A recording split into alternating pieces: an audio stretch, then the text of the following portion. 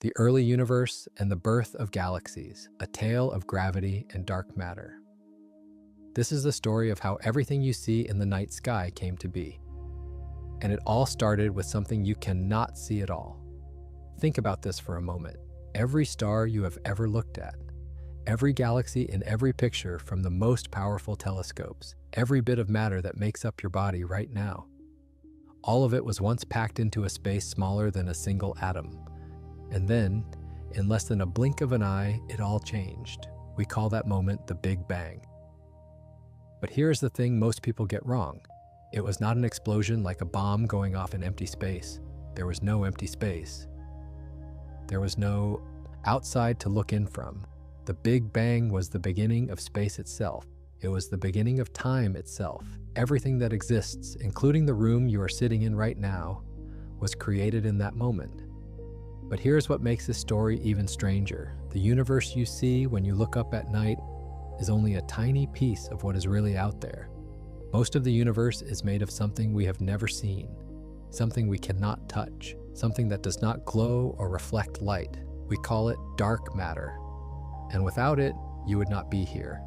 The Earth would not be here. No star or galaxy would exist at all. This is the story of how gravity and dark matter work together to build everything. It is a story that stretches over billions of years. It begins in a time when the universe was so hot that atoms could not even form. And it ends with the beautiful spiral galaxies and the giant clusters of stars that fill the sky today. So let us go back, all the way back, to the very first moments after everything began. The universe was born hot. Unbelievably hot. In the first tiny fraction of a second after the Big Bang, the temperature was so extreme that our brains cannot really picture it. We are talking about numbers with dozens of zeros. Hotter than the center of any star. Hotter than anything that exists today. At that moment, there was no matter as we know it. No atoms, no particles that would look familiar to us. The universe was a sea of pure energy. It was a soup of strange particles that winked in and out of existence. Everything was packed so tight and moving so fast that nothing stable could form. But then something remarkable happened. The universe started to grow. And as it grew, it cooled down. Think of it like letting steam out of a pressure cooker. When things spread out, they lose heat. And when the universe lost heat, amazing things became possible. Within the first second, yes, the first second, particles started to take shape. The building blocks of everything we know began to appear. Quarks, the tiny pieces that make up protons and neutrons, started to stick together. It was like the universe was a factory running at full speed, making the raw materials for everything that would come later. By the time 3 minutes had passed, something truly important had happened. The universe had cooled enough for the first atomic nuclei to form. This moment is called nucleosynthesis. It is a long word that simply means the birth of atomic centers. Here is what formed in those first few minutes. Hydrogen nuclei, which are just single protons. Helium nuclei, which are 2 protons and 2 neutrons stuck together. And tiny traces of a few other light elements. That is it, just hydrogen and helium, with hydrogen making up about 3/4 of everything and helium making up most of the rest. This might not sound exciting. But think about what this means. In just 3 minutes, the universe had created the fuel for every star that would ever shine. It had made the raw material for every galaxy that would ever form. The same hydrogen that filled the early universe is the same hydrogen that sits in your glass of water right now. But we are not done with the early days yet. The universe was still incredibly hot. It was still a dense fog of particles and energy. Light could not travel freely. If you could somehow be there and somehow survive, you would not be able to see anything. The whole universe was like the inside of a star, glowing but opaque. Light would bounce off particles and scatter in every direction, never traveling far before hitting something else. This state lasted for a long time, about 380,000 years. That might sound like forever, but remember, the universe is now about 14 billion years old. So this early period was just a brief moment in the grand timeline. Then came one of the most important events in the history of everything. We call it recombination. And despite the name, it was actually the first time atoms combined. not a recombination of anything that had combined before. Scientists just picked an odd name for it. Here is what happened. The universe finally cooled enough for electrons to settle down and join with nuclei. Before this moment, electrons were flying around loose, bouncing off everything. They scattered light like fog scatters headlights. But when the temperature dropped to about 3,000 degrees, electrons could finally stick to hydrogen and helium nuclei. Neutral atoms formed for the first time. And then suddenly, the universe became clear. Light could travel freely. The fog lifted. If you could have been floating in space at that exact moment, you would have seen the whole universe shift from a blinding glow to darkness. Because once atoms formed, there was nothing to make new light. The universe had cooled too much for the kind of glow that filled the early days. This transition left behind something amazing, a faint glow that still fills all of space today. We call it the cosmic microwave background, or CMB for short. It is the oldest light in the universe. It has been traveling through space for almost 14 billion years. And we can still detect it with special instruments. The CMB is like a baby picture of the universe. It shows us what things looked like just a few 100,000 years after the Big Bang. And here is what is incredible about it. When scientists first measured the CMB, they found something surprising. It is almost perfectly smooth. The temperature is nearly the same in every direction. Almost, but not quite. There are tiny differences. Spots that are just a little bit warmer or cooler than the average. These differences are incredibly small. We are talking about variations of 1 part in 100,000. That is like measuring the height of a mountain and being accurate to the width of a human hair. But those tiny differences are the most important thing in the story of how galaxies formed. Those little bumps and dips in temperature tell us that the early universe was not perfectly uniform. There were places where matter was just a tiny bit denser than other places, and those slightly denser spots would become the seeds of everything we see today. Scientists have argued about the CMB for decades. Some thought the variations might be errors in the instruments. Others thought they might come from dust or other things in our own galaxy. But mission after mission has confirmed the same picture. The cosmic microwave background is real. The tiny variations are real. And they tell us exactly how the universe began its journey from a smooth fog to the complex web of galaxies we see today. Now we enter a strange and quiet time in the story of the universe. Scientists call it the Dark Ages. Not because anything bad happened, but because there was simply no light to see by. After recombination, the universe was filled with neutral hydrogen and helium gas. Just atoms floating in the darkness. No stars had formed yet. No galaxies existed. The only light was the fading glow of the CMB, and that was already shifting to wavelengths our eyes cannot see. Imagine floating in space during this time. You would see nothing, complete blackness in every direction, no stars to navigate by, no distant galaxies to wonder about, just you, alone in a universe filled with invisible gas. This darkness lasted for hundreds of millions of years, but something important was happening in that darkness, something you could not see even if you were there. Gravity was at work. Remember those tiny variations in the CMB? Those spots where matter was just a little bit denser? Gravity was slowly pulling more matter toward those spots. The denser areas were getting denser. The emptier areas were getting emptier. It was a slow process, incredibly slow by human standards, but the universe had plenty of time. Here is where dark matter enters the story in a big way, and this is the part that changes everything we thought we knew about how the universe works. For a long time, scientists thought the universe was simple. There was matter, the stuff made of atoms that we can see and touch, and there was empty space. That was it. But then astronomers started noticing something strange. In the 1930s, a scientist named Fritz Zwicky was studying clusters of galaxies. These are huge groups of galaxies held together by gravity. Zwicky measured how fast the galaxies were moving and tried to figure out how much matter must be holding them together. The numbers did not add up. The galaxies were moving too fast. Based on the matter he could see, they should have flown apart long ago. Zwicky proposed that there must be some kind of invisible matter adding extra gravity. He called it dark matter, but most scientists did not believe him. The idea seemed too strange. Then, in the 1970s, an astronomer named Vera Rubin made an even more puzzling discovery. She was studying how spiral galaxies rotate. The stars at the edges of galaxies were moving just as fast as the stars near the center. This made no sense. Based on the visible matter, the outer stars should have been moving much slower. It would be like the outer planets in our solar system orbiting as fast as the inner ones. That would violate everything we know about gravity, unless there was more matter than we could see. A lot more matter. Rubin calculated that galaxies must be surrounded by huge halos of invisible stuff. Stuff that does not shine, stuff that does not block light, but stuff that has gravity and pulls on everything around it. Today, we know that dark matter makes up about 27% of the universe.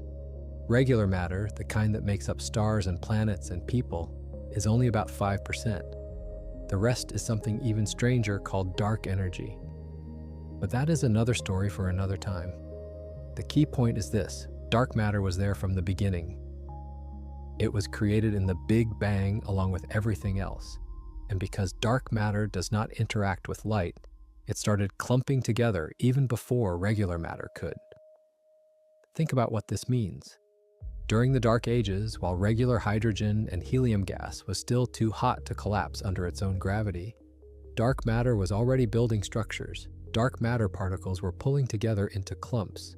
Small clumps merged to make bigger clumps. Bigger clumps merged to make even bigger ones. Dark matter created the scaffolding of the universe. It built the framework that regular matter would later follow. Without dark matter, the tiny variations in the early universe would not have grown fast enough. Regular matter alone could not have pulled together quickly enough to form stars and galaxies in the time we know they formed. This is why we call dark matter the great architect. It designed the structure of everything we see. The web of galaxies that stretches across the universe follows the pattern laid down by dark matter billions of years ago.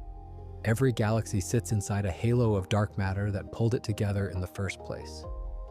We cannot see dark matter directly. We have never held a piece of it in our hands.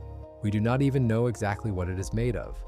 Scientists have proposed many possibilities: strange particles left over from the Big Bang, new types of matter that we have not discovered yet.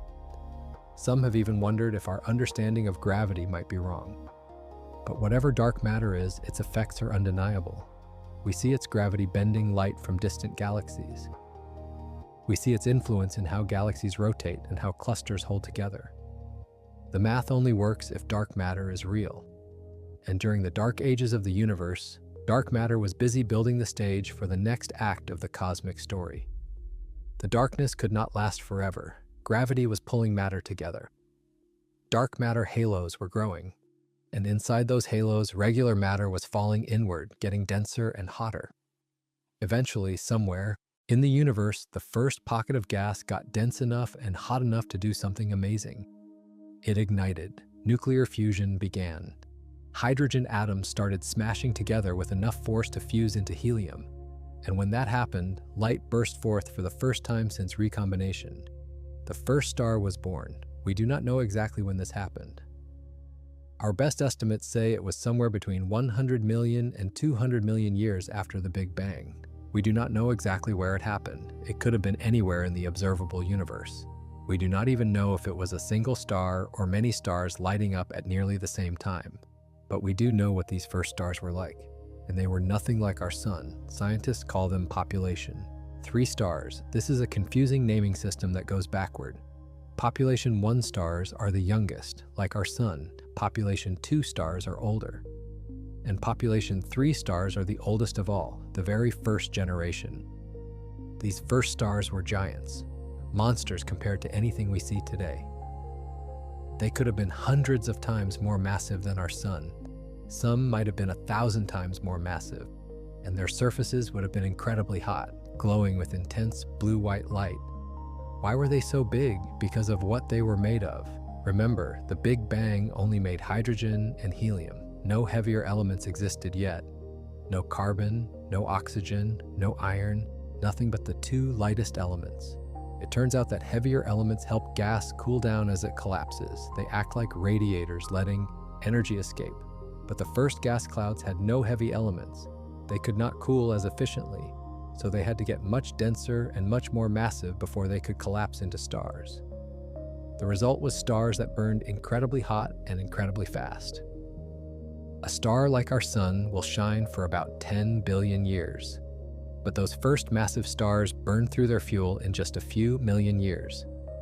Some of them lasted only a million years or even less. That is a blink of an eye in cosmic terms. And when those first stars died, they died in spectacular fashion. Stars that massive do not fade away quietly. They explode as supernovas, giant blasts that outshine entire galaxies for a few weeks. Or they collapse directly into black holes, swallowing most of their matter in an instant. These explosions changed everything. For the first time, heavy elements were created. The intense heat and pressure of a supernova can fuse atoms together to make things like carbon, oxygen, silicon, and iron. Elements that are essential for planets. Elements that are essential for life. The first generation of stars seeded the universe with new materials. They scattered heavy elements into the surrounding gas. And when the next generation of stars formed from that enriched gas, they were different. They could be smaller, they could burn longer, they could have planets made of rock and metal instead of just gas. But the first stars did something else too, something even more dramatic. They ended the dark ages permanently. Massive stars put out enormous amounts of ultraviolet light. This is light with so much energy that it can knock electrons right off atoms. When that happens, we say the atom has been ionized. It is no longer neutral. The first stars sent waves of ionizing radiation out into the universe. Slowly, the neutral hydrogen gas that had filled space since recombination started to break apart. Electrons were stripped away. The universe began to glow again, not with the old light of the CMB, but with new light from these first stars. We call this period rionization. It took a long time, hundreds of millions of years. Different parts of the universe were reionized at different times. Bubbles of ionized gas grew around each star or group of stars. These bubbles expanded and merged. Eventually, the whole universe was reionized. By about 1 billion years after the Big Bang, the dark ages were completely over. The universe was filled with stars. Light could travel freely again, and the first galaxies were taking shape. Those first galaxies looked nothing like the beautiful spirals we see pictures of today. They were small. They were chaotic. They were messy blobs of stars and gas crashing into each other and merging constantly. Remember the dark matter halos we talked about? Regular matter fell into those halos and collected at the centers. The first galaxies formed where the dark matter was densest. They were guided by the invisible framework that dark matter had built during the dark ages. These early galaxies were like construction sites. Stars were forming at incredible rates, much faster than stars form in modern galaxies. The gas was thick and turbulent. Collisions and mergers were common. It was a violent and energetic time. But from this chaos, order began to emerge. Small. Galaxies merged to form bigger ones. The biggest dark matter halos attracted the most matter and grew the fastest. Over hundreds of millions of years, the tiny blobs became recognizable shapes. The process of galaxy building is called hierarchical structure formation. That is a fancy way of saying that big things are made by combining smaller things. It is like building with blocks. You start with tiny pieces, you stick them together to make bigger pieces. You stick those together to make even bigger ones, and eventually you have something impressive. Dark matter led the way in this building process. Dark matter halos formed first. They created the gravitational wells that pulled in regular matter. Small halos merged to form larger halos.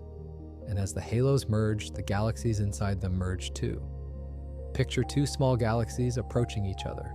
Each one sits inside its own dark matter halo. The halos start to feel each other's gravity. They fall toward each other. The galaxies inside follow along for the ride. When the halos merge, the galaxies crash together. Galaxy mergers are not like car crashes. They are slow and drawn out. Remember, we are talking about objects that are thousands of light years across. Even moving at hundreds of kilometers per second, it takes millions of years for two galaxies to fully combine. And during that time, incredible things happen. Stars rarely collide with each other during galaxy mergers. Space is so empty that two stars hitting directly would be extremely unlikely. But the gravitational forces twist and pull everything around. Stars get flung onto new orbits.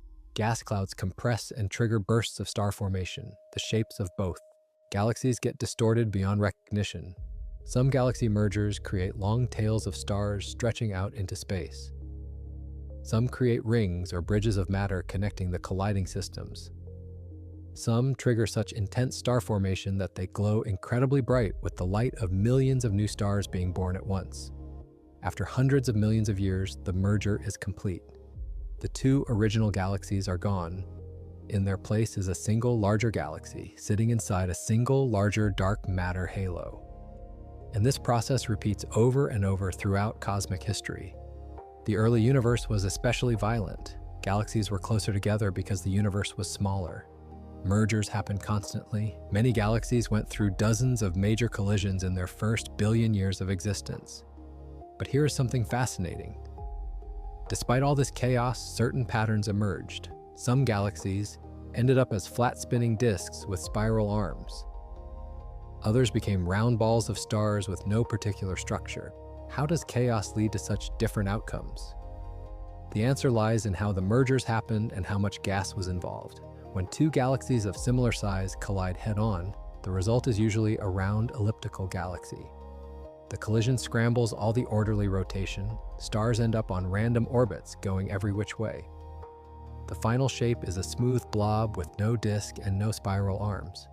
But when a small galaxy falls into a much larger one, or when the galaxies brush past each other at an angle, things can turn out differently. The larger galaxy might keep most of its structure. It might even gain new gas that settles into a disk and makes the spiral arms more prominent. Gas plays a huge role in this process. Unlike stars, gas can bump into itself. It can lose energy through friction and settle into a flat, rotating disk. If a lot of gas survives a merger, it will fall to the center and form a new disk. This disk can become the foundation for a beautiful spiral galaxy. Early galaxies were rich in gas. The universe had not yet converted most of its hydrogen into stars. So many of those first galaxies had the raw material to form disks after their merger settled down. Over billions of years, those disks developed spiral arms and took on the shapes we recognize today. Let us talk more about how spiral arms form. They are not solid objects. The stars in a spiral arm are not permanently stuck there. Instead, spiral arms are like waves moving through traffic on a highway. Imagine a stretch of road where cars slow down a bit because of a curve or a hill. Cars bunch up at that spot. But each individual car passes through and speeds up again on the other side. The slow spot stays in place, but the cars themselves keep moving through it. Spiral arms work the same way. They are density waves moving through the disk of a galaxy. Stars slow down a bit when they pass through the wave. This causes a traffic jam of stars, making that region brighter. But each star eventually speeds up and leaves the spiral arm, only to enter another one later in its orbit. These density waves also trigger new star formation. When gas clouds pass through a spiral arm, they get compressed. This compression can push the gas over the edge, causing it to collapse and form new stars. That is why spiral arms often glow with the blue light of young, hot stars. The stars that formed in the arm light it up, even as older stars are just passing through. Our own Milky Way has beautiful spiral arms. You can see evidence of them if you look at the band of light across the night sky. The brightest parts are where we are looking along a spiral arm, seeing more stars stacked up along our line of sight. But not all galaxies became spirals. Some ended up as ellipticals, and the biggest ellipticals are the most massive galaxies in the universe. Giant elliptical galaxies sit at the centers of galaxy clusters. These are huge collections of hundreds or thousands of galaxies, all bound together by gravity. The galaxy at the center has been there the longest. It has swallowed countless smaller galaxies over billions of years. Each merger added more stars and scrambled the structure more, leaving a massive round blob. These giant ellipticals can contain trillions of stars. They are surrounded by enormous dark matter halos that dwarf the halos of spiral galaxies. They are the ultimate winners in the cosmic game of merger and growth. But there is a price for getting so big. Giant ellipticals have very little gas left. They converted most of their gas into stars long ago, or they blew it away with the energy from all those starbursts and mergers. Without gas, they cannot make new stars. Their stars are old and red. No blue young stars light up their interiors. Spiral. Galaxies like our Milky Way are still making new stars. We still have gas in our disk. Every year, a few stars form in our galaxy. We are middle-aged in cosmic terms, still active, still growing a little, but past the wild days of our youth. Now let us zoom out and look at the biggest scales. Galaxies are not spread randomly through the universe. They are arranged in a pattern, a cosmic web of matter that stretches across all of space. Remember those tiny fluctuations in the cosmic microwave background? Those slightly denser spots in the early universe? They grew and grew under the influence of gravity.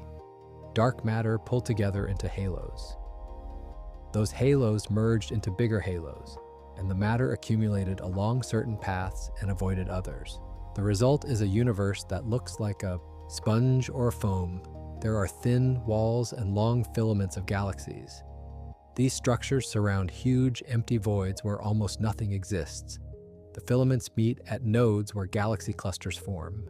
It is an enormous cosmic web, and dark matter is the thread that holds it together. We can see this structure when we map out where galaxies are located. Surveys that have measured the positions of millions of galaxies show the same pattern over and over. Filaments connecting clusters, walls surrounding voids. The universe is not random, it has structure at the largest scales we can see. Computer simulations can recreate this structure. Scientists program in the physics of dark matter and regular matter. They start with the tiny fluctuations we see in the CMB. And when they run the simulation forward in time, the dark matter naturally forms into a cosmic web. Regular matter follows along and forms galaxies in all the right places. The match between simulations and observations is remarkable. It gives us confidence that we understand the basic physics. Dark matter is really there. It really shaped the universe in the way we think it did. But there are still mysteries. The simulations predict certain things that we do not see, and they fail to predict certain things that we do see. Scientists are still working out the details. For example, the simulations predict that big galaxies like the Milky Way should have thousands of small satellite galaxies orbiting around them. But we only see a few dozen around the Milky Way. Where are the rest? Maybe they are there but too dim to see. Maybe some process destroyed them or prevented them from forming stars. This is called the missing satellites problem, and it remains an active area of research. There are also questions about what happens at the very centers of dark matter halos. The simulations predict that dark matter should be extremely dense at the center, but observations of some small galaxies suggest the dark matter is spread out more evenly. Scientists call this the core cusp problem. It might mean we are missing some physics in our simulations. Or it might mean we need to observe more carefully. These problems do not mean dark matter is wrong. The overall picture works far too well for that. But they do mean we still have more to learn. The story of the universe is not finished. We are still writing new chapters. Let us return to the story of individual galaxies and follow their journey through cosmic time. After the chaotic early days, galaxies settled into more regular patterns. Spiral galaxies spun steadily. Elliptical galaxies drifted through space. Star formation continued, though at a slower pace than before. The universe was about 3 to 4 billion years old when something interesting happened. Star formation across the entire universe reached its peak. More new stars were being born during this era than at any time before or since. Astronomers call this the cosmic noon. It was the high point of the universe's productivity. Why did star formation peak at this time? Several factors came together. The universe had enough heavy elements to cool gas efficiently and form stars easily. But the universe had not yet used up all its gas or heated it too much. Galaxy mergers were still common enough to trigger starbursts, but not so violent that they disrupted everything. After cosmic noon, star formation began to decline. The universe was running out of fresh gas. The gas that remained was getting hotter, heated by radiation from stars and from material falling into black holes. Hot gas cannot collapse easily. It resists the pull of gravity. By the time the universe was about 8 or 9 billion years old, most galaxies had settled into their mature forms. Spirals kept spinning, ellipticals kept sitting, new stars formed, but slowly. The wild days were over. Our own sun was born about 4.5 billion years ago, when the universe was already 9 billion years old. In cosmic terms, our sun is a latecomer. It formed from gas that had already been through several generations of stars. The heavy elements in the Earth, And in your body were forged in stars that lived and died long before our solar system existed. Think about that for a moment. The iron in your blood was made inside a massive star that exploded billions of years ago. The oxygen you breathe was created in the nuclear furnaces of stars that no longer exist. You are literally made of stardust. The story of the early universe is not ancient history. It is your personal history. It is the story of where you came from. Now let us look at galaxies in the present day and see how the early history still affects what we observe. The Milky Way is a typical spiral galaxy. It has a flat disk about 100,000 light-years across. It has a central bulge of older stars. It has beautiful spiral, arms traced by young blue stars and glowing gas clouds. And it sits inside a dark matter halo that extends far beyond the visible stars. We can measure the rotation of the Milky Way very precisely. And the measurements confirm what Vera Rubin discovered decades ago. The outer parts of our galaxy are rotating faster than they should based on the visible matter alone. The dark matter halo provides the extra gravity needed to explain what we see. The Milky Way also has a supermassive black hole at its center. Almost every large galaxy has one. These black holes contain millions or even billions of times the mass of the Sun, all packed into a region smaller than our solar system. How did these supermassive black holes form? This is still an active question. Some scientists think they grew from the first stars. Remember those massive population 3 stars that collapsed into black holes? Maybe some of those black holes merged and grew and eventually became the monsters we see today. Others think there might have been a shortcut. Maybe some massive gas clouds in the early universe collapsed directly into black holes without ever becoming stars. These would have been big black holes from the start, giving them a head start on growth. We know that black holes grew rapidly during the early universe. When matter falls into a black hole, it heats up and glows intensely before crossing the event horizon. We call this an active galactic nucleus, or a quasar, if it is bright enough. The early universe was full of quasars. Black holes were eating matter at enormous rates. Today, most supermassive black holes are quiet. They are not eating much. The Milky Way's central black hole is currently dormant, but we can still measure its mass by watching stars orbit around it. And that mass tells us about the violent history of feeding and growth that happened long ago. The connection between galaxies and their central black holes is one of the most fascinating topics in modern astronomy. There is a tight relationship between the mass of the black hole and the properties of the surrounding galaxy. Bigger galaxies have bigger black holes. This correlation is too tight to be a coincidence. Somehow, the growth of the black hole and the growth of the galaxy are linked. They regulate each other. When the black hole eats a lot of matter and shines brightly, it can blow gas out of the galaxy. This stops star formation and prevents the galaxy from growing more. The black hole acts like a thermostat, keeping the galaxy from getting too big. This feedback loop is another area where our understanding is still developing. The basic idea makes sense, but getting the details right in simulations is hard. Scientists are constantly refining their models to match what we observe. Let us step back and think about what we have learned so far. The universe began in a hot, dense state. It expanded and cooled. The first atoms formed after about 380,000 years. Then came the Dark Ages, hundreds of millions of years when no stars shone. During the Dark Ages, dark matter was busy building the scaffolding of the universe. It pulled together into halos that would later host galaxies. Without dark matter, the small variations in the early universe would not have grown fast enough. Structure would not have formed in time. The first stars were massive and short-lived. They created heavy elements and rionized the universe. They ended the Dark Ages and lit up the cosmos for good. Galaxies formed inside dark matter halos. They grew through mergers. Some became spirals, some became ellipticals. The largest ones grew supermassive black holes at their centers. Over billions of years, galaxies settled into their current forms. Star formation peaked and then declined. The universe became the place we see today, full of mature galaxies arranged in a cosmic web of filaments and clusters. This is the tale of gravity and dark matter. Gravity is the force that pulls everything together. Dark matter provided the framework. Regular matter followed along and lit up the darkness with stars.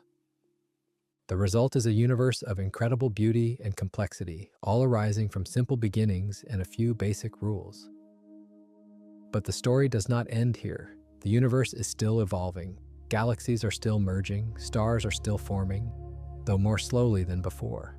And dark matter continues to shape the future just as it shaped the past. Let us look at what lies ahead. The Milky Way and our nearest large neighbor, the Andromeda Galaxy, are falling toward each other. In about 4 or 5 billion years, they will collide. It will be a slow collision, taking hundreds of millions of years to complete. But the result will be dramatic. Both galaxies will be transformed. Their spiral structures will be destroyed. Stars will be flung onto new orbits. The two supermassive black holes at their centers will eventually merge into an even larger one. The final result will probably be a giant elliptical galaxy, a blob of stars with no spiral arms.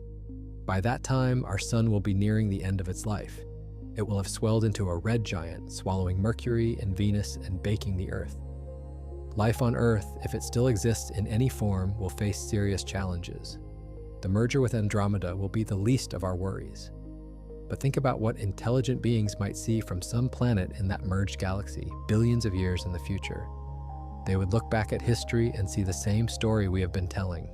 The Big Bang, the Dark Ages, the first stars, the formation of galaxies. They would trace their own origins back to the same cosmic processes. The story of the universe is universal. It applies everywhere and to every galaxy. The physics that shaped the Milky Way shaped every other galaxy too. Dark matter built the same kind of halos around every galaxy. Gravity followed the same rules everywhere. This universality is one of the most profound discoveries of modern science. The universe is comprehensible. The same laws that govern falling apples and orbiting planets also govern the formation of galaxies billions of light years away. We can understand it all with mathematics and physics, and dark matter, invisible as it is, fits perfectly into this framework. We cannot see it, we have never touched it, but we can calculate its effects with precision. We can predict where it should be and how much there should be.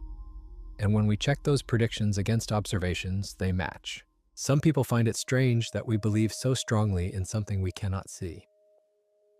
But think about all the things you believe in that you cannot see directly. You cannot see radio waves, but you trust that your phone works because of them. You cannot see atoms, but you trust that matter is made of them. You cannot see the past, but you trust that history happened. Dark matter is no different. We believe in it because the evidence is overwhelming. The rotation of galaxies, the motion of galaxy clusters, the pattern of the cosmic web, the tiny variations in the cosmic microwave background. All of these independent lines of evidence point to the same conclusion. Dark matter is real. It makes up most of the matter in the universe, and it shaped the cosmos we live in now. Let us bring this story to its climax. What is the ultimate lesson of the early universe and the birth of galaxies? It is this: complexity arises from simplicity, order emerges from chaos. The universe started as a uniform hot fog. It had no stars, no planets, no galaxies, no life, just smooth, hot gas expanding into nothingness. And yet, from that simple beginning, everything emerged. Tiny fluctuations grew into enormous structures. Simple particles combined into complex atoms. Stars formed and made heavy elements. Planets formed from those elements. And on at least one planet, life emerged and evolved until it could look up and wonder about its origins. All of this happened because of gravity and dark matter working together over billions of years. Gravity is patient. It never stops pulling. Given enough time, it can turn a smooth fog into a rich tapestry of galaxies. Dark matter helped by providing a head start. It began clumping before regular matter could. It built the framework that galaxies would later inhabit. Think of dark matter as the architect and gravity as the builder. The architect draws up the plans, the builder does the actual construction. Together, they created the universe. And here is the most amazing part. You can see this story for yourself. Every time you look at the night sky, you are looking back in time. Light travels at a finite speed. The light from distant stars and galaxies has been traveling for years, centuries, or even billions of years before reaching your eyes. When you look at the Andromeda Galaxy, you are seeing it as it was 2.5 million years ago. When the Hubble, Space telescope photographs distant galaxy clusters. It is seeing them as they were billions of years ago. We can literally watch the history of the universe unfolding across the sky. The most distant objects we have ever seen are galaxies from just a few 100 million years after the Big Bang. We are seeing them as they were during the era of the first stars. They are small and irregular, just beginning their journey of growth and transformation. They look nothing like the mature galaxies of the present day. But they are the ancestors of those modern galaxies. They are seeing our past. The James Webb Space Telescope is now showing us even more of this early universe. It can see an infrared light, which is perfect for catching the stretched and shifted light from the most distant objects. Every new image reveals more about the first galaxies and the first stars. The story of the early universe is still being written. What comes next in that story? Scientists have big questions they are still trying to answer.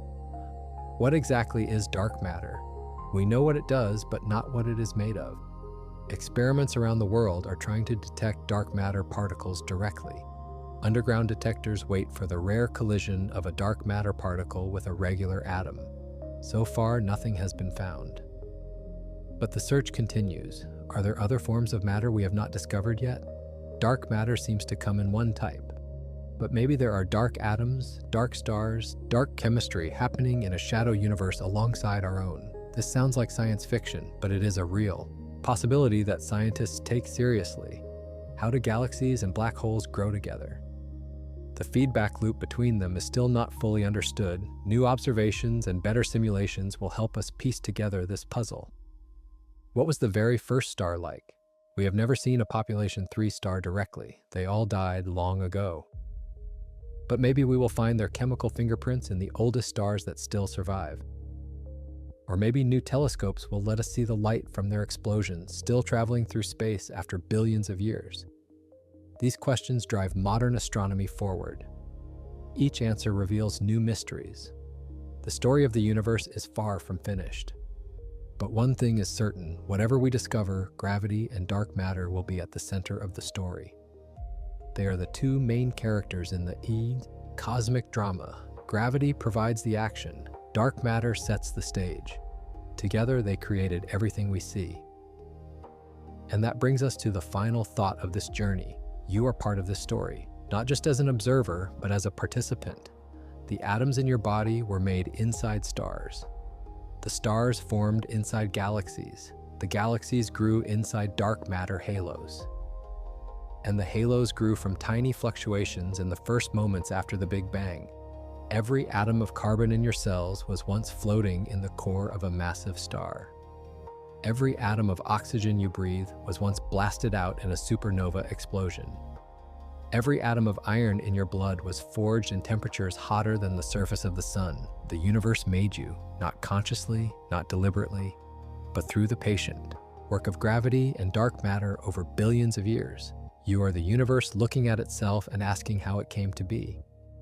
When you look up at the night sky, you are not looking at something separate from yourself.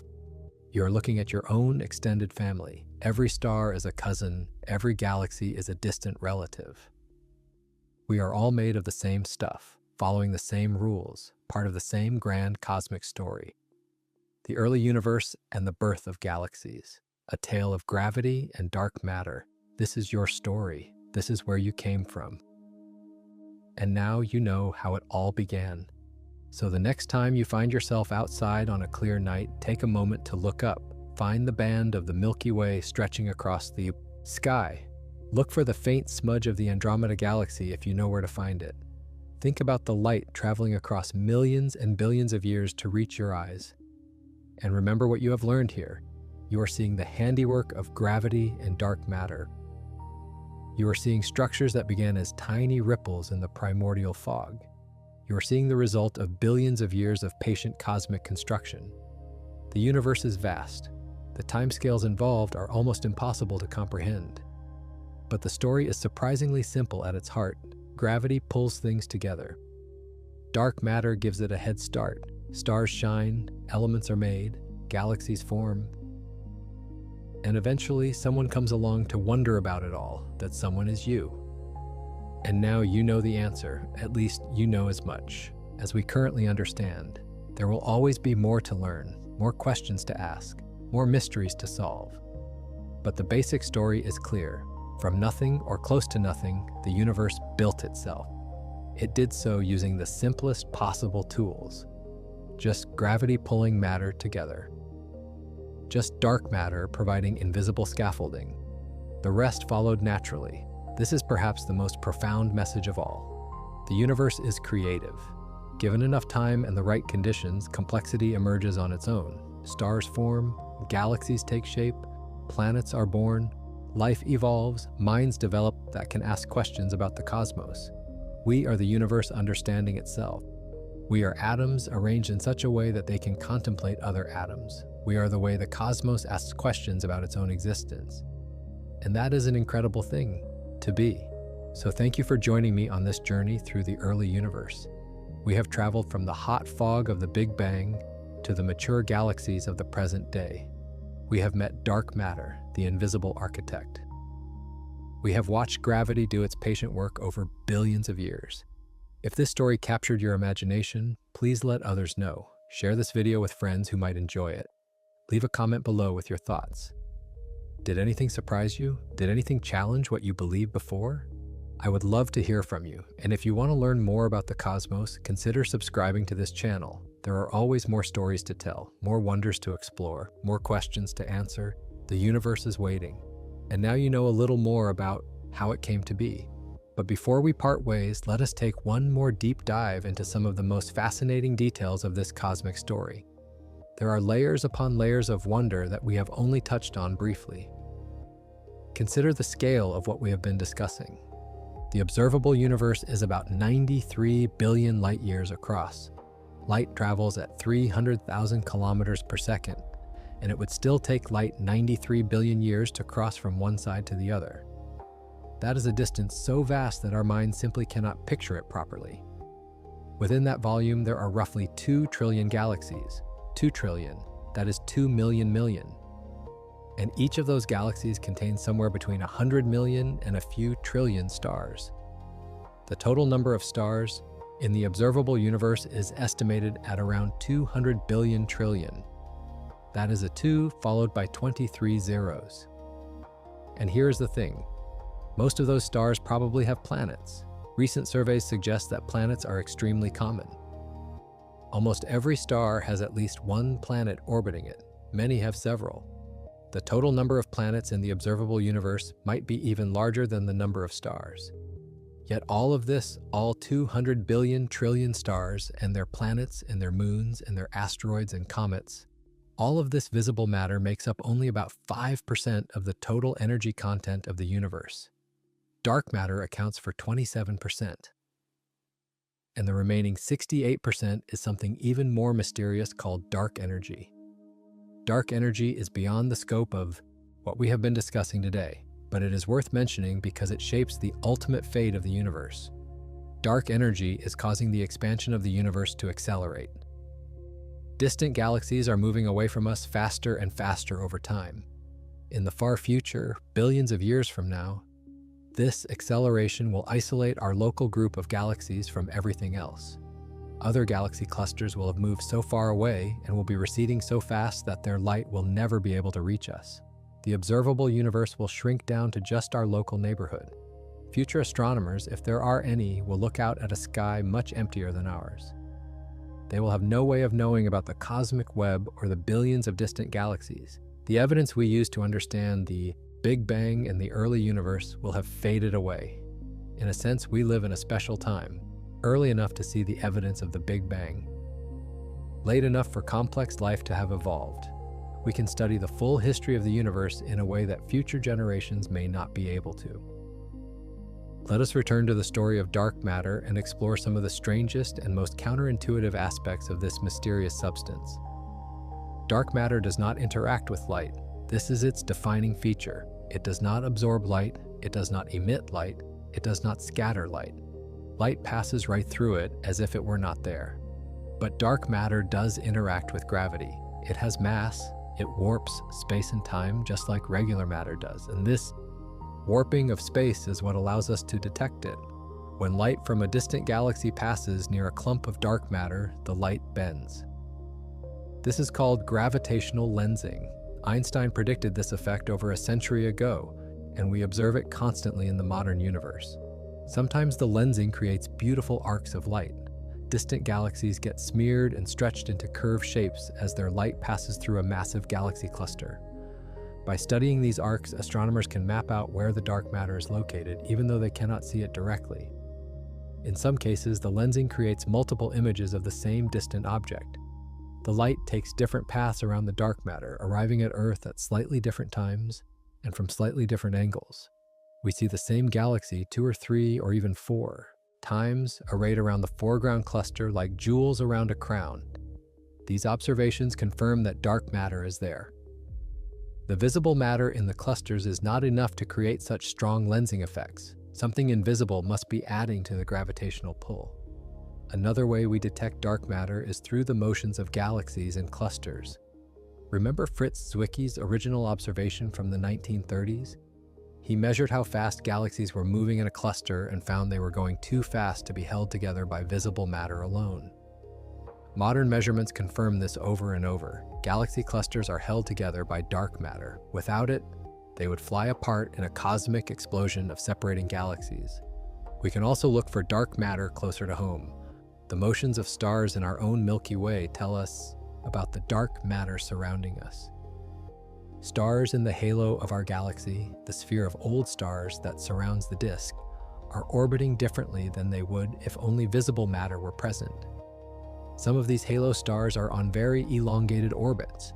They plunge through the disk and swing out to great distances before falling back again. By tracking their paths precisely, astronomers can reconstruct the shape of the dark matter halo we live inside. It turns out our dark matter halo is not perfectly spherical. It is slightly squashed, somewhat like a football. It extends far beyond the visible stars, perhaps 10 times farther. The dark matter we cannot see outweighs all the stars and gas and planets in our galaxy by a factor of 5 or more. You are surrounded by dark matter right now. Not in great quantities because you are near the center of the galaxy where regular matter is also concentrated. But there is still plenty of dark matter passing through the room you're sitting in, through your body, through the Earth itself. It sounds strange to say that something is constantly passing through you without interacting, but remember, atoms are mostly empty space. The nucleus of an atom is tiny compared to the orbits of its electrons, and dark matter particles do not feel the electromagnetic force that would cause them to bounce off electrons or nuclei.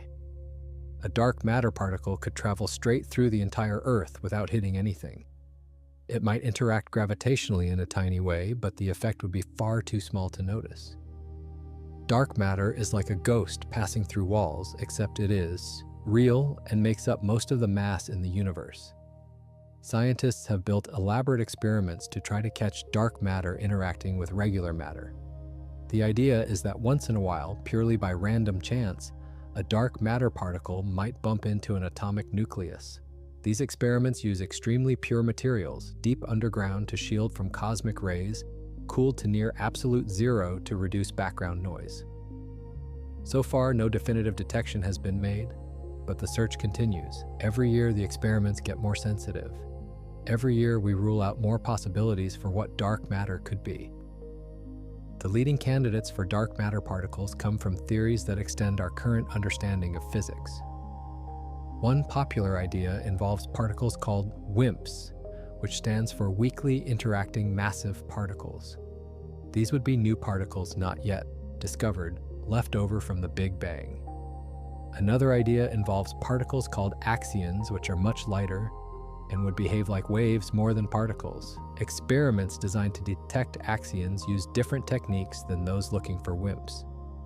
There are also more exotic possibilities. Some scientists have proposed that dark matter might be primordial black holes, tiny black holes formed in the early universe. Others have wondered if dark matter might be made of particles that interact with themselves in complex ways, forming a kind of shadow world alongside our own. We do not know which of these ideas, if any, is correct, but we do know that some form of dark matter exists. The evidence is too strong to ignore. Whatever dark matter turns out to be, understanding it will revolutionize physics. Now let us explore another fascinating aspect of the early universe. The cosmic microwave background that we discussed earlier contains a wealth of information beyond just its temperature variations. The CMB also has a property called polarization. Light waves can vibrate in different directions. When electrons scatter light, they imprint a pattern of vibration on it. The CMB carries this pattern from the moment of recombination, like a fossil record of conditions in the early universe. By studying the polarization of the CMB, scientists can learn about the physics of the early universe in ways that temperature measurements alone cannot provide.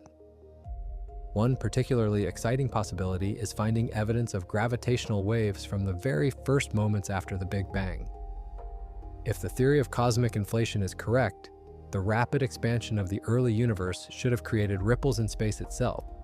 These gravitational waves would have stretched and squeezed the fabric of the cosmos, leaving a very specific pattern in the CMB polarization. Finding this pattern would be extraordinary. It would confirm that inflation happened. It would tell us about physics at energy scales far beyond what any particle accelerator could ever reach. It would give us a window into the first fraction of a second after the Big Bang. Several experiments are searching for the signal. It is incredibly faint, and separating it from foreground contamination is challenging. There have been false alarms in the past, but scientists remain hopeful that a confirmed detection will come eventually.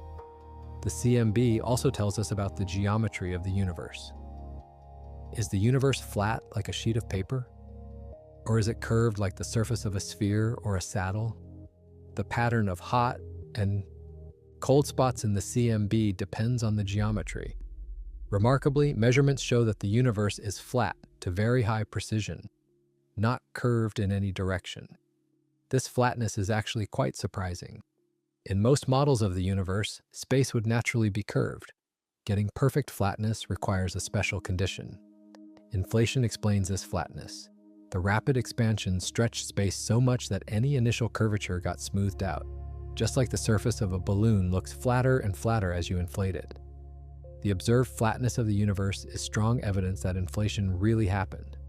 Let us now consider the role of chance and necessity in the formation of galaxies and stars. The tiny fluctuations in the early universe were essentially random. They came from quantum effects, the inherent uncertainty at the smallest scales. A quantum fluctuation that happened to be a bit larger in one spot led to a denser region there. A fluctuation that happened to be negative led to an emptier region. These random fluctuations were then amplified by gravity into the structures we see today. The specific pattern of galaxies across the universe reflects those original random seeds. In a different universe, with different random fluctuations, the galaxies would be in different places. But while the details are random, the overall statistics are predictable. We can calculate how many fluctuations of each size there should have been. We can predict the average density of galaxies at different distances. We can compute how many large galaxies versus small galaxies should exist. This interplay of randomness and order is a deep theme in physics. The laws of nature are deterministic at the level of averages and statistics, but the specific outcomes, the particular arrangement of matter in our universe, involved randomness that we can never fully know or predict. Some philosophers find this mixture unsettling. They want either complete determinism or complete randomness. But nature gives us something in between. The universe is predictable in bulk, but unpredictable in detail. This has profound implications for questions about the origins of life and intelligence. The same random fluctuations that seeded the galaxies also determined where stars and planets would form. The specific circumstances that allowed life to arise on Earth depended on where particular atoms happened to end up after billions of years of cosmic evolution. We cannot calculate our way back to the initial conditions that produced us. We cannot predict whether life exists elsewhere in the universe just by knowing the laws of physics. The random component of cosmic history means there will always be aspects of existence that escape explanation. Yet the overall story is clear. Physics allows for life. The universe has the right properties for stars to burn steadily for billions of years, for heavy elements to form, for planets to exist in habitable zones, for chemistry to become biology. Whether this requires any special explanation or is just one possible outcome among many is a question philosophers still debate. Let us now return to the practical matter of how astronomers actually study the early universe. The primary tool is light. Telescopes collect light from distant objects and analyze it to learn about conditions in the past. The farther away an object is, the longer its light has been traveling and the farther back in time we are seeing. But there is a limit to how far back we can see with light. Before recombination, the universe was opaque. Light from that era was absorbed and re-emitted so many times that it carries no information about what things were like before. The CMB is the oldest light we can detect. It shows us the universe at an age of about 380,000 years. To learn about earlier times, we use other methods. The abundances of light elements like hydrogen, helium, and lithium tell us about conditions during nucleosynthesis, just minutes after the Big Bang. The specific ratios of these elements match theoretical predictions beautifully, confirming our understanding of that early era. Gravitational waves offer another window. Unlike light, gravitational waves can pass through the opaque early universe without being absorbed. They carry information directly from the moment of their creation. The gravitational waves from inflation, if detected in the CMB polarization, would tell us about physics in the first tiny fraction of a second. Ground-based detectors like LIGO have already detected gravitational waves from merging black holes and neutron stars. Future space-based detectors will be sensitive to different frequencies and will probe different sources. Eventually, we may detect the primordial gravitational waves from the very beginning. Neutrinos also escape from the early universe. These are ghostly particles that barely interact with matter. The universe is filled with neutrinos left over from the Big Bang, just as it is filled with the photons of the CMB. But detecting these relic neutrinos is extraordinarily difficult because they interact so weakly. No one has succeeded yet, though experiments are trying. Each of these windows reveals something different about the early universe. Together, they give us a remarkably complete picture of cosmic history. And as technology improves, we will see even more. The James Webb Space Telescope, launched recently, is already revolutionizing our understanding of the early universe. Its infrared vision allows it to see galaxies at earlier times than any previous telescope. Images from Webb show galaxies that existed just a few 100 million years after the Big Bang, when the universe was only a few % of its current age. Some of these early galaxies are surprisingly massive and mature-looking. This has challenged some of our assumptions about how quickly galaxies can form and grow. Scientists are still working out whether these observations require new physics or just adjustments to existing models. Future telescopes will push even farther. The extremely large telescope being built in Chile will have a mirror nearly 40 meters across. It will be able to study individual stars in nearby galaxies and detect the atmospheres of planets around other stars. Eventually, it might even see the light from the very first stars, the population 3 giants we discussed earlier. Radio telescopes are also essential for studying the early universe. The square-kilometer array being built in Australia and South Africa will be the largest radio telescope ever constructed. It will map the neutral hydrogen that filled the universe during the Dark Ages and study how ionization unfolded across cosmic time. All of this technology, all of this human effort, is directed at answering a simple question. How did we get here? How did the universe go from a smooth fog to a rich tapestry of structure and complexity? The answer involves gravity and dark matter, as we have seen, but filling in the details requires enormous ingenuity and collaboration across generations of scientists. Let us reflect on what this cosmic perspective tells us about our place in the universe. We are small, incomprehensibly small compared to the scales of galaxies and the cosmic web. Our entire planet is a tiny speck orbiting an ordinary star in the suburbs of an average galaxy. From a cosmic viewpoint, we barely exist. But we are also significant in ways that transcend physical size. We are the part of the universe that knows about itself. We are the atoms that have arranged themselves to ask questions about other atoms. Whatever happens in the far future, whatever civilizations rise and fall on countless worlds, we have participated in the great project of cosmic understanding. The story of the early universe is not just about distant objects in ancient times, it is about us. We are made of the matter that came from those first stars. We think using neurons built from atoms forged in supernovas. Our very existence depends on the patient work of gravity and dark matter over billions of years. Understanding this story changes how we see ourselves. We are not separate from nature. We are nature becoming conscious of itself. We are the universe waking up and looking around. Some find this perspective humbling, others find it inspiring. Perhaps it is both. We are humbled by the vastness and age of the cosmos. We are inspired by the realization that we can understand so much of it. And there is still so much more to learn. Dark matter remains mysterious. The details of galaxy formation are still being worked out. The nature of dark energy is completely unknown. Inflation might be correct, or it might be replaced by something better. The ultimate fate of the universe is uncertain. These are not just academic questions. They touch on the deepest issues of existence. Where did everything come from? Why is there something rather than nothing? How did matter become mind? These questions drive us to explore, to experiment, to think. The early universe and the birth of galaxies, a tale of gravity and dark matter.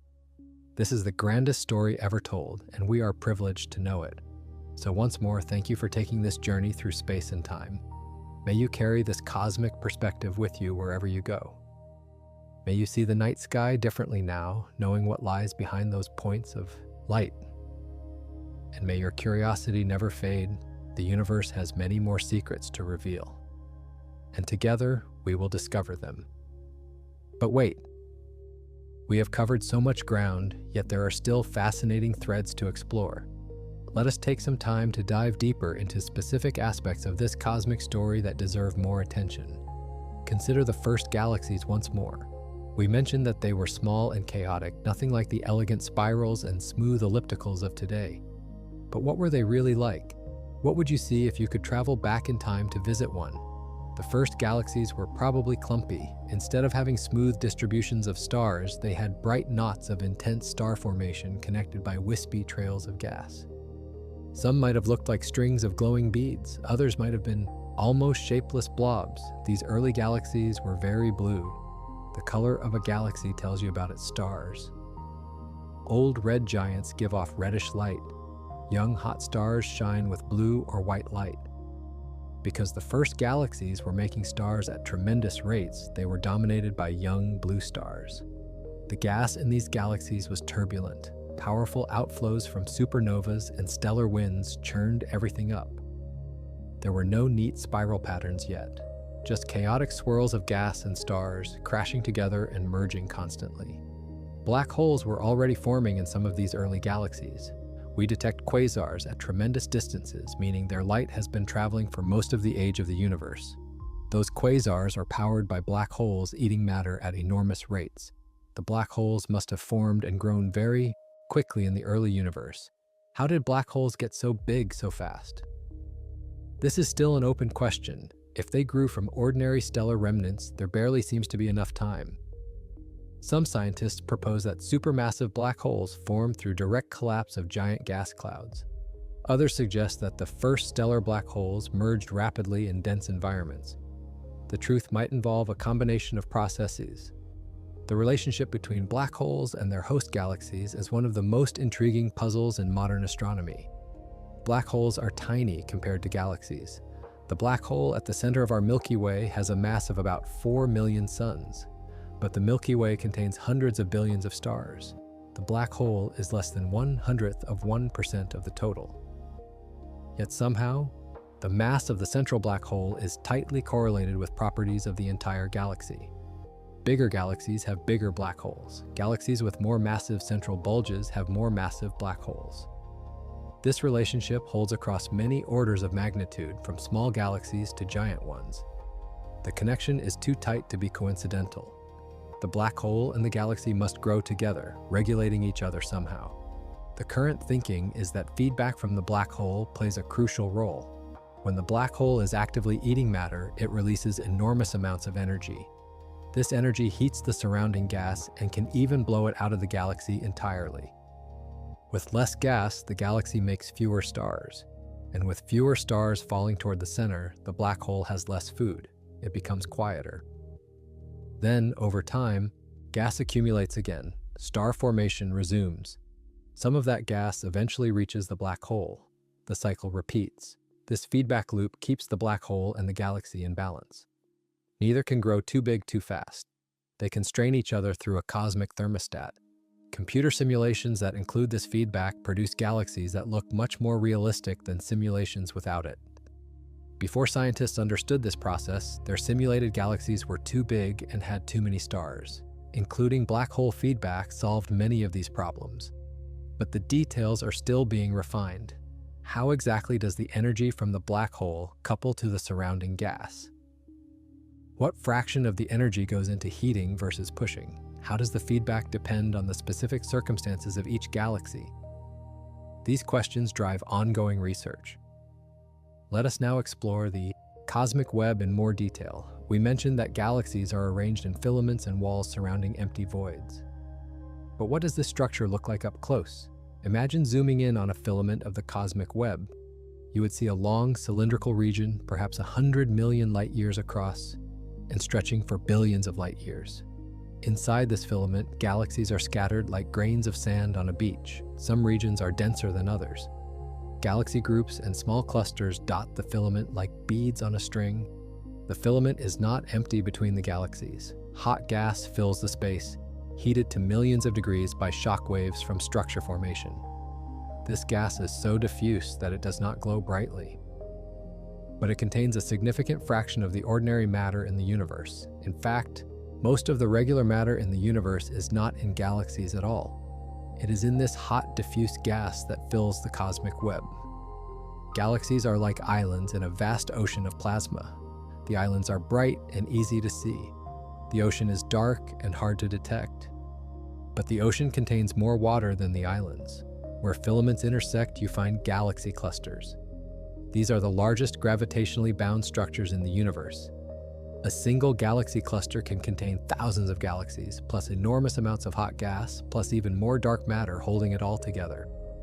The center of a galaxy cluster is a remarkable place. Galaxies are packed close together by cosmic standards. Collisions and mergers are common. The most massive galaxy sits at the center, having cannibalized many of its neighbors over cosmic history. This central giant is usually a huge elliptical galaxy, bloated with the stars of its many victims. Galaxy clusters grow by pulling in more matter from the surrounding filaments. Gas flows along the filaments toward the cluster. Small galaxies fall in and get absorbed. The cluster gets bigger and bigger over time. But there is a limit to how big clusters can get. Remember dark energy, the mysterious force accelerating the expansion of the universe? As the expansion speeds up, matter gets pulled apart rather than together. Eventually, the expansion will overcome gravity on large scales. Clusters will stop growing and begin to drift apart. In the far future, the cosmic web will dissolve. Filaments will stretch and break. Clusters will become isolated islands in an expanding void. The universe will get lonelier and lonelier as cosmic time goes on, but that future is billions of years away. For now, we live in an era where the cosmic web is still growing and evolving. Structure formation continues. New galaxies are still being born, though more slowly than before. The universe is middle-aged, past its productive peak, but still very much alive. Let us consider what happens inside galaxies in more detail. We have talked about star formation and galaxy mergers. But there is rich physics happening at smaller scales too. Stars form inside giant molecular clouds. These are huge regions of cold, dense gas, held together by gravity and shielded from starlight by dust. Inside these clouds, the temperature can drop to just a few degrees above absolute zero. At such low temperatures, gas can condense into ever denser clumps. Eventually, a clump gets dense enough that gravity overcomes all other forces. It begins to collapse. As it falls inward, it heats up. The center gets hotter and hotter. After a few million years, the center is hot enough to ignite nuclear fusion. A new star is born. But the collapsing cloud does not form just one star. It fragments into many pieces. Each piece collapses on its own. The result is a whole cluster of new stars born together from the same parent cloud. Young star clusters are beautiful objects. They contain hundreds or thousands of stars, all roughly the same age, glowing with the blue light of youth. Over time, the cluster disperses, the stars drift apart and join the general population of the galaxy. But for a few million years, the cluster exists as a distinct object. Giant molecular clouds come in all sizes. The biggest ones can contain several million times the mass of the Sun. They can be hundreds of light years across. When these giants collapse, they produce spectacular bursts of star formation with thousands of new stars lighting up at once. Our galaxy currently has plenty of giant molecular clouds. The spiral arms are full of them. That is why spiral arms glow with the light of young blue stars. The gas in the arms gets compressed as it passes through the density wave. This compression triggers cloud collapse and star formation. Elliptical galaxies are different. They have very little gas left. Their molecular clouds were used up long ago or blown away by energetic events. Without fresh gas, they cannot make new stars. Their stellar populations are old and red. This difference in star formation history gives spirals and ellipticals their distinctive colors. Spirals are blue because they have young stars. Ellipticals are red because all their stars are old. The color tells you about the life story of the galaxy. Some galaxies are in between. They have some gas and are making some stars, but at low rates. These are often galaxies that are transitioning from one type to another. Maybe they just experienced a merger that used up most of their gas. Maybe they are being stripped by the hot gas in a galaxy cluster. Galaxy evolution is complex and depends on environment and history. Let us also consider the role of magnetic fields in the universe.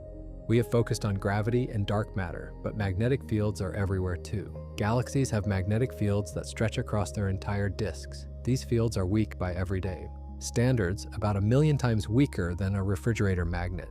But they extend over vast distances and influence the behavior of charged particles throughout the galaxy. Cosmic rays are one consequence of galactic magnetic fields. These are particles accelerated to enormous energies by shockwaves from supernovas and other violent events. Once accelerated, they spiral along magnetic field lines. They can travel across the entire galaxy before escaping into intergalactic space. When cosmic rays hit the upper atmosphere of a planet, they produce showers of secondary particles. Some of these particles reach the ground. You are being hit by cosmic rays right now. They are part of the background radiation that has been bombarding Earth since its formation. The magnetic field of our galaxy also affects our view of the cosmos. Radio waves and some other forms of light get their polarization rotated as they pass through regions with magnetic fields. By measuring this rotation, astronomers can map the magnetic fields of distant galaxies. The origin of galactic magnetic fields is still debated. Some scientists think small seed fields were generated in the early universe and then amplified by the motion of gas in forming galaxies. Others think the fields might have been created later by processes inside galaxies themselves. Understanding magnetic field origins is an active area of research. Magnetic fields also play a role in star formation. As a molecular cloud collapses, its magnetic field gets compressed and strengthened. The field provides support against gravity, slowing the collapse. It also channels the flow of material onto the forming star. Young stars often have powerful magnetic activity. They have star spots like our Sun, but covering much more of their surfaces. They blast out flares and coronal mass ejections that make solar events look tame. This magnetic activity gradually calms down as the star ages. Our Sun's magnetic field affects us directly. Solar flares can disrupt communications and power grids. The solar wind interacts with Earth's magnetic field to produce auroras. Understanding the Sun's magnetism is crucial for predicting space weather and protecting our technology. Now let us consider a question that often comes up when discussing the early universe. If the Big Bang happened everywhere at once, what is at the center? The answer is that there is no center. This is one of the most counterintuitive aspects of modern cosmology. The Big Bang was not an explosion in space, it was an expansion of space itself. Every point in the universe can equally claim to be where the Big Bang happened. Think of the surface of a balloon as it inflates. As the balloon gets bigger, every point on the surface moves away from every other point. There is no special spot that is the center of the expansion. The center of the balloon is inside, in the three-dimensional space that the balloon surface does not occupy. The universe is similar, but in 3 dimensions. We are confined to the 3-dimensional surface of something expanding in a higher dimensional sense. There is no special center within our three dimensions. This is related to the cosmological principle, the assumption that the universe looks roughly the same everywhere and in every direction. On large scales, this seems to be true. Galaxy clusters are distributed uniformly. The CMB is nearly the same temperature everywhere. There is no evidence for a special location or direction. If the universe had a center, we would expect to see something different when we look toward it versus away from it. We do not see this. The universe appears homogeneous and isotropic, the technical terms for same everywhere and same in all directions. This does not mean everything is identical everywhere. Local variations exist. Some regions are denser than others. But these variations are random and do not indicate a preferred center. The cosmic web has a complex structure, but that structure has no preferred location. Another common question is what existed before the Big Bang. This is tricky because the Big Bang marks the beginning of time as we know it. Asking what came before might be like asking what is north of the North Pole. The question assumes a framework that does not exist. Some theories propose that our Big Bang was part of a larger structure. Maybe our universe is one of many in a multiverse. Maybe it sprouted from the interior of a black hole in another universe. Maybe it resulted from a collision between higher dimensional objects called brains. These ideas are speculative and currently untestable. What we can say is that the standard Big Bang model describes the evolution of the universe from a very early time to the present very successfully. The predictions match observations with impressive accuracy. Whatever happened before, if there even was a before, the hot, dense early state that we call the Big Bang definitely occurred. Let us also address the question of what dark matter is not. Ruling out possibilities is part of how science progresses. Dark matter is not ordinary matter. That is just hard to see. We know how much ordinary matter was made in the Big Bang from the abundances of light elements. There's not enough ordinary matter to account for dark matter. Dark matter is not black holes, at least not predominantly. We would detect the gravitational effects of black holes differently than we detect dark matter. Searches for the microlensing that black holes would cause have ruled out most mass ranges. Dark matter is not dust or gas between stars. These would absorb and emit light in ways we do not observe. Dark matter is truly invisible across the entire electromagnetic spectrum. Dark matter probably is not neutrinos. Neutrinos do exist in huge numbers throughout the universe, but they move too fast to clump up properly. Dark matter that moves fast is called hot dark matter. The structure we see requires cold dark matter, meaning particles that were moving slowly when the universe was young. Cold dark matter particles would have been massive and slow. They would have started clumping early, building the halos that galaxies later inhabited.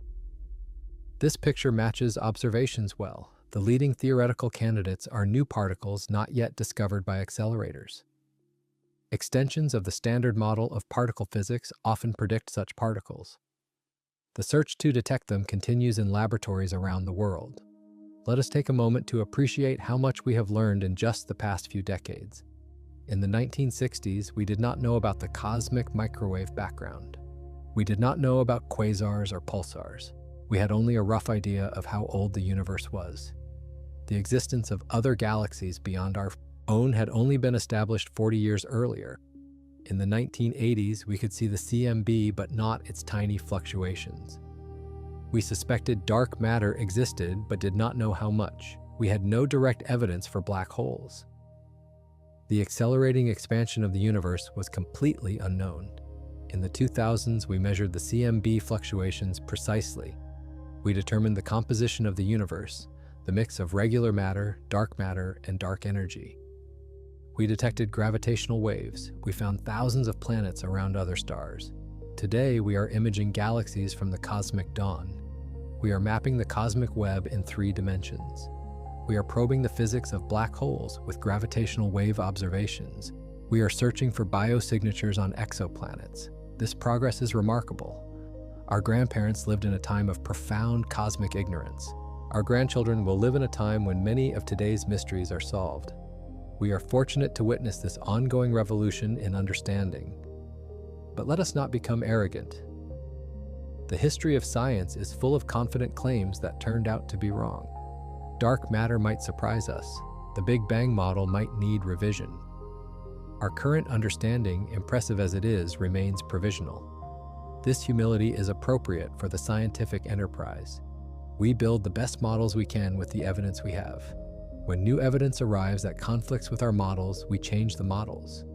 This willingness to be wrong and to update is what makes science different from mere belief. The story of the early universe and the birth of galaxies is our best current understanding. It may change in details or even in fundamental ways, but it represents the honest effort of thousands of people over decades to understand where we came from. And that effort continues every day in observatories and laboratories and offices around the world. Young scientists are starting their careers right now who will make discoveries we cannot imagine. The story has more chapters yet to be written.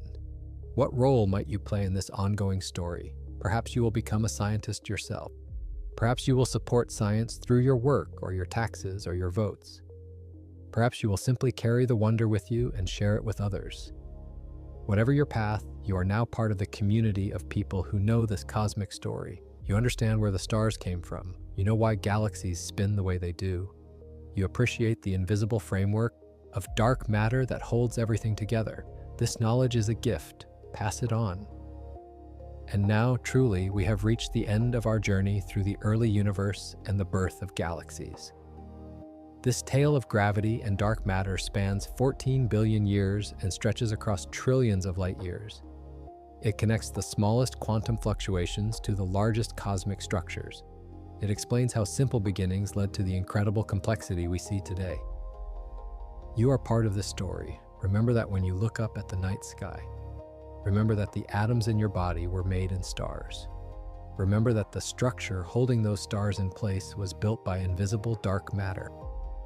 Remember that gravity has been patiently working since the beginning of time to create everything you see. The universe is ancient and vast, but it is also knowable. Piece by piece, observation by observation, we are figuring it out, and that is perhaps the most wonderful thing of all. If you enjoyed this journey, please like this video and subscribe to the channel. Your support helps us make more content, exploring the wonders of the cosmos. Leave a comment below, sharing your thoughts or questions. What fascinated you most about this story? What would you like to learn more about? Thank you for spending this time with us. Until next time, keep looking up. The universe is waiting to share its secrets with those who ask. But before we truly part, let us linger just a bit longer on some remarkable details that enrich this cosmic story even further. Consider the element factories that stars represent. We mentioned that heavy elements are forged in stars and scattered by supernovas. But the process is more nuanced and beautiful than a simple summary can convey. Different elements are made in different ways. Hydrogen and helium came from the Big Bang. Lithium and some other light elements were also made then in tiny amounts. But everything heavier than helium was made later, inside stars. The cores of stars like our sun fuse hydrogen into helium. This is the main energy source for most of a star's life. Our sun has been doing this for about 4.5 billion years and will continue for another 5 billion or so. When a star exhausts the hydrogen in its core, things get interesting. The core contracts and heats up. Eventually, it gets hot enough to fuse helium into carbon and oxygen. For stars like our sun, this is the end of the line. The core becomes a white dwarf made of carbon and oxygen, while the outer layers drift away as a planetary nebula. More massive stars go further. After helium, they fuse carbon into neon, neon into oxygen, oxygen into silicon, and finally, silicon into iron. Each stage happens faster than the one before. Hydrogen burning lasts millions of years. Silicon burning lasts just a few days. Iron is special. It is the most stable nucleus. Fusing iron does not release energy. Instead, it requires energy. When the core of a massive star becomes iron, fusion stops. Nothing holds the core up against gravity anymore. It collapses in a fraction of a second. The result is a supernova. The core becomes either a neutron star or a black hole. The outer layers are blasted into space at thousands of kilometers per second. And in the incredible heat and pressure of the explosion, elements heavier than iron are created. Gold, platinum, uranium, all the heavy elements you know, these are made in supernovas and in the mergers of neutron stars. They require conditions so extreme that only cosmic explosions can produce them. The gold in a wedding ring was forged in a catastrophic stellar death billions of years ago. This process is called nucleosynthesis, the making of new nuclei. Different sites produce different elements. Core collapse supernovas make certain things. Thermonuclear supernovas from exploding white dwarfs make others. Neutron star mergers seem to be especially important for the heaviest elements. We can trace the chemical history of our galaxy by studying the compositions of different stars. Old stars, formed when the galaxy was young, have very few heavy elements. They form from gas that had only been enriched by a few generations of supernovas. Young stars, formed recently, have more heavy elements because more generations of stars have lived and died. Our Sun is a young star by this measure. It contains heavy elements that were made by many previous stellar generations. The planets and everything on them inherited this rich chemical mixture. We are the beneficiaries of billions of years of cosmic chemistry. Now let us discuss some of the peculiarities of cosmic time. When we look at distant galaxies, we are seeing them as they were in the past. A galaxy 10 billion light years away appears as it was 10 billion years ago. But the galaxy has moved since then. Due to the expansion of the universe, that galaxy is now much farther away than 10 billion light years. This leads to a confusing situation. The observable universe is about 46 billion light years in radius, even though the universe is only about 14 billion years old. How can we see something 46 billion light years away if light has only had 14 billion years to travel? The answer is that space itself has expanded since the light left that distant galaxy. The light has been traveling through expanding space. The galaxy was much closer when it emitted the light. By now, the expansion has carried it much farther away. This distinction between the distance light has traveled and the current distance to the source is important for understanding cosmic measurements. Astronomers have to account for expansion when interpreting observations. Another peculiarity is the relationship between redshift and time. When light travels through expanding space, its wavelength gets stretched. Blue light becomes redder. This is called cosmological redshift. The amount of redshift tells us how much the universe has expanded since the light was emitted. A galaxy with redshift 2 means the universe was 3 times smaller when its light left. A galaxy with redshift 10 means the universe was 11 times smaller. The highest redshift galaxies we have seen have redshifts over 10, meaning we are seeing them when the universe was less than 1/10 of its current size. Converting redshift to time requires knowing how the expansion rate has changed over cosmic history. Dark matter slows expansion down through gravity. Dark energy speeds it up. Plugging in what we know about these components, we can calculate the age of the universe at each redshift. The cosmic microwave background has a redshift of about 1,100. It was emitted when the universe was about 380,000 years old, as we discussed. The earliest galaxies we have detected are from when the universe was only a few 100 million years old. Let us also consider the cosmic timescale from a different angle. If we compress the entire history of the universe into a single year, starting with the Big Bang at midnight on January 1st, what would the timeline look like? The Dark Ages would last until about January 14th. The first stars would ignite in mid-January. Our sun and solar system would form in early September. Life on Earth would appear in late September. Dinosaurs would roam in late December. Humans would arrive in the last few minutes of December 31st. All of recorded human history would fit in the last second of the year. This perspective shows how recent we are. The universe was doing interesting things for a very long time before we came along. Galaxies formed, merged, evolved, and reached their current states before Earth even existed. And the future stretches ahead just as vastly. The sun will continue shining for another 5 billion years. Some stars will burn for trillions of years. The universe itself may continue forever, getting emptier and colder but never ending. What will happen in that far future? Stars will gradually burn out. New stars will stop forming as galaxies run out of gas. The remaining stars will age and fade. Eventually, even the longest-lived red dwarfs will cool into dark cinders. Black holes will become the dominant objects in the universe. But Even black holes are not eternal. Stephen Hawking showed that black holes slowly evaporate through a quantum process. Given enough time, even supermassive black holes will disappear in faint puffs of radiation. After the last black hole evaporates, the universe will be a cold, dark void filled only with lonely particles drifting through infinite space. This is the heat death of the universe, the ultimate fate predicted by thermodynamics. But this far future is so distant that the numbers are almost meaningless.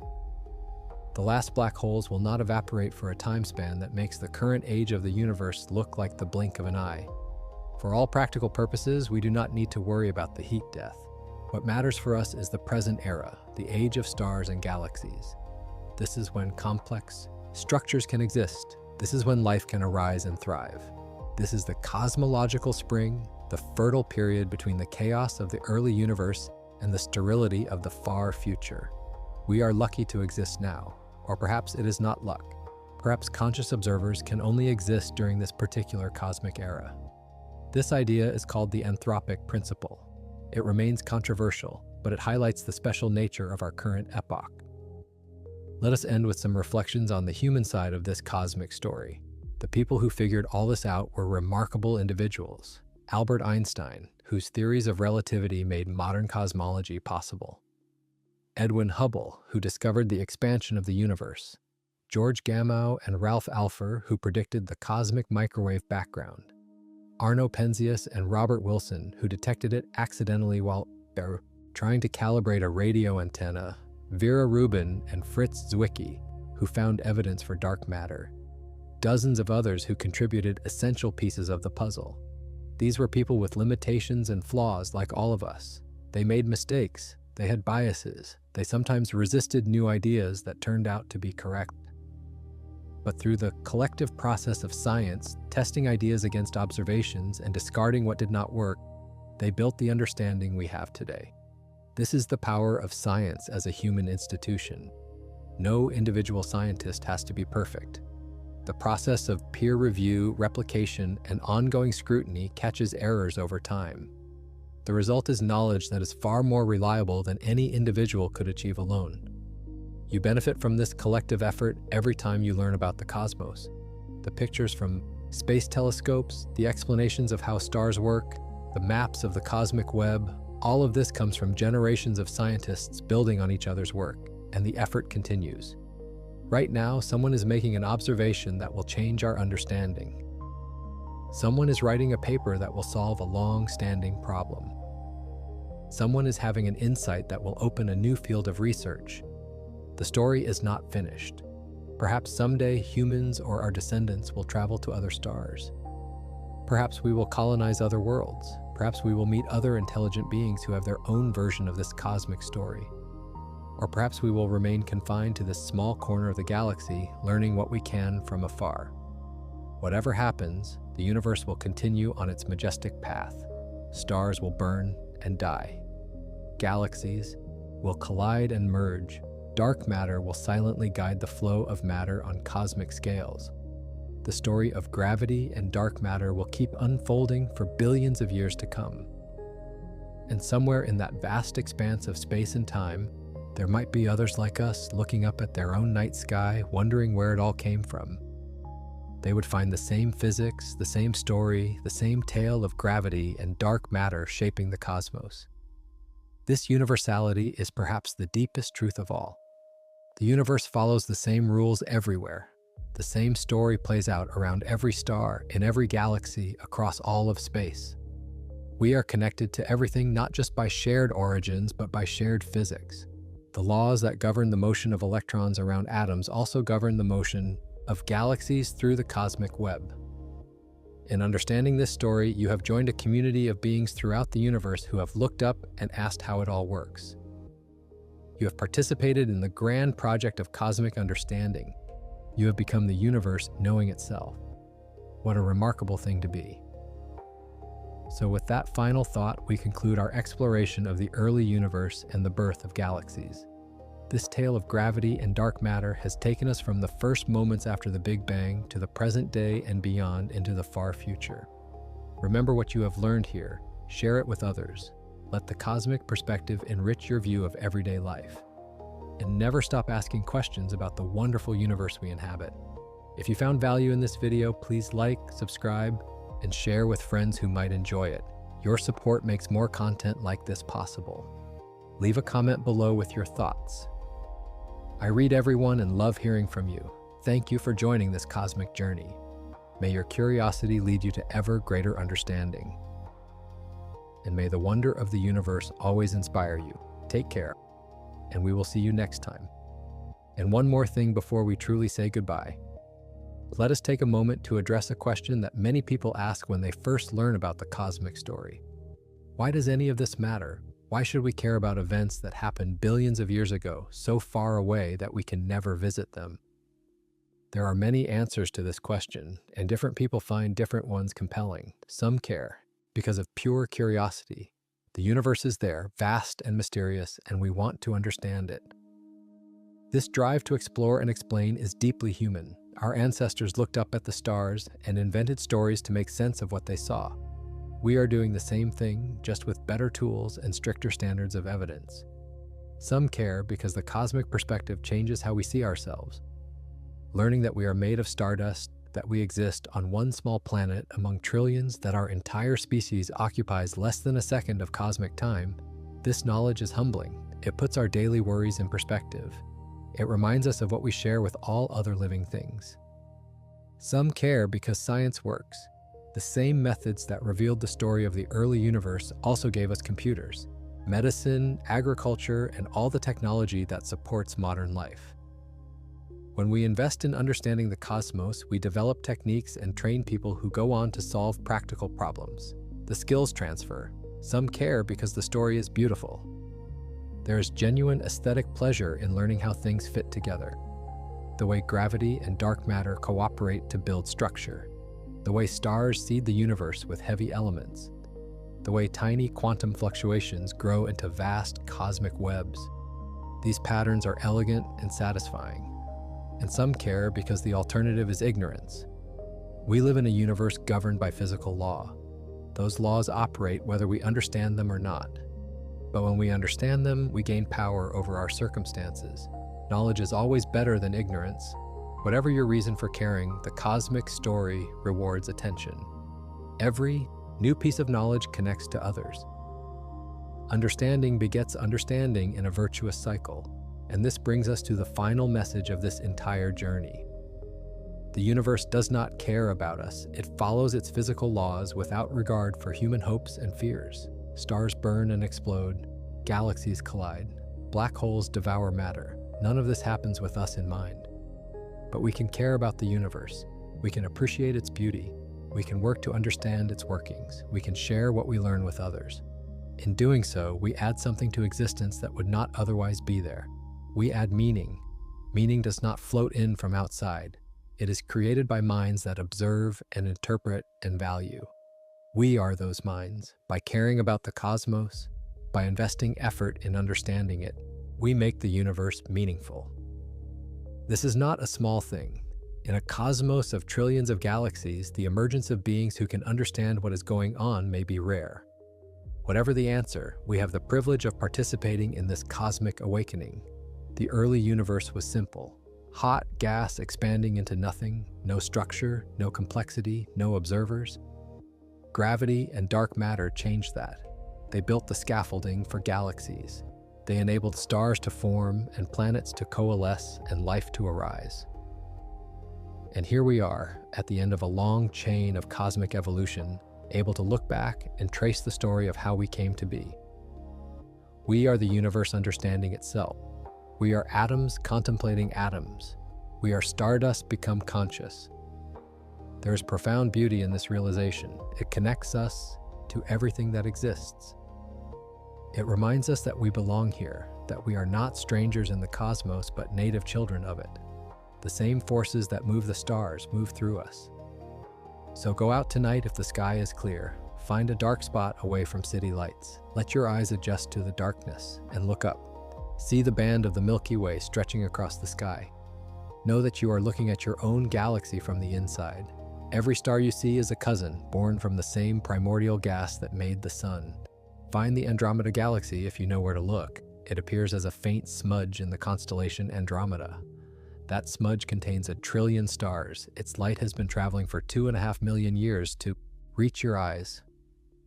Think about the dark matter surrounding you. It is there, even though you cannot see it. It fills the halo of our galaxy. It holds the cosmic web together. It made everything possible. And remember the story. The Big Bang, the Dark Ages, the first stars, the birth of galaxies, the tale of gravity and dark matter working together over billions of years to create the universe we inhabit. You know the story now. You are part of the community of people throughout history and across the world who have wondered about the cosmos and sought to understand it. You carry this knowledge with you. Share it generously. The universe has given us something precious in allowing us to understand it. The least we can do is pass that gift along. Thank you once more for joining this journey. May your nights be clear and your curiosity endless. Until next time.